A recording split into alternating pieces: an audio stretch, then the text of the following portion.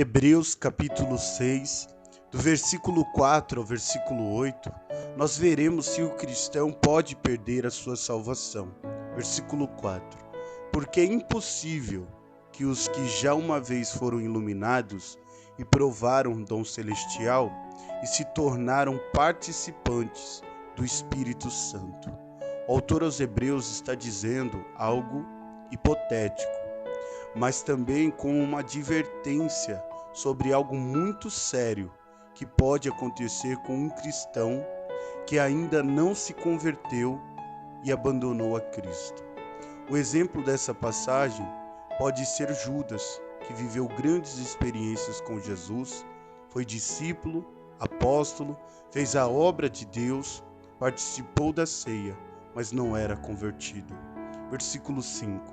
E provaram a boa palavra de Deus e os poderes do século futuro. Muitos, como Judas Iscariotes, que traiu Jesus, Demas, que era cooperador de Paulo, mas amou o presente século e abandonou Paulo, esses tais provaram a palavra de Deus e os poderes do século vindouro, mas se apostataram. Versículo 6. E recaíram, sejam outra vez renovados para arrependimento, pois assim quanto a eles de novo crucificaram o Filho de Deus e o expõem ao vitupério. Essas pessoas que um dia tiveram uma experiência com Jesus, se tornaram membros de uma igreja, se batizaram e chegaram até fazer a obra de Deus, porém se apostataram. Hoje não estão mais na igreja, não fazem mais a obra de Deus e vivem uma vida deliberadamente em pecado. Viraram as costas para Deus e negaram a Cristo. E não creem mais em Jesus e nem na palavra de Deus. Essas pessoas, elas nunca se converteram e nem foram salvas, porque um salvo, ele ou ela cai, mas se levanta, tropeça e é restaurado e restaurada. Um apóstata, quando cai, não se arrepende, mas um salvo, quando cai, ele se entristece.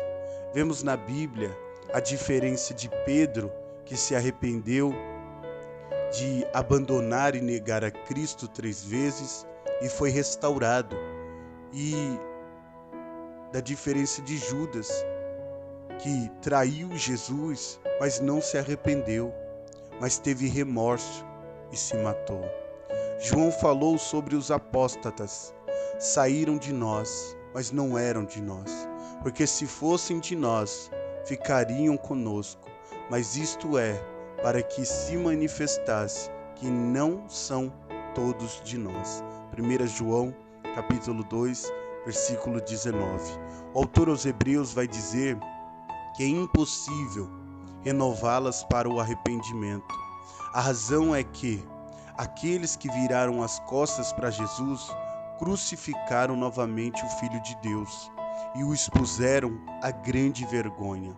Eles o julgam publicamente como um impostor e digno de morte. Ou seja, eles não creem em Jesus, nem no seu sacrifício, já que a fé nestas coisas seria a única maneira de levá-los ao arrependimento. Então se tornam impossível. Versículo 7. Porque a terra que embebe a chuva, que muitas vezes cai sobre ela e produz erva proveitosa para aqueles por quem é lavrada, recebe a bênção de Deus.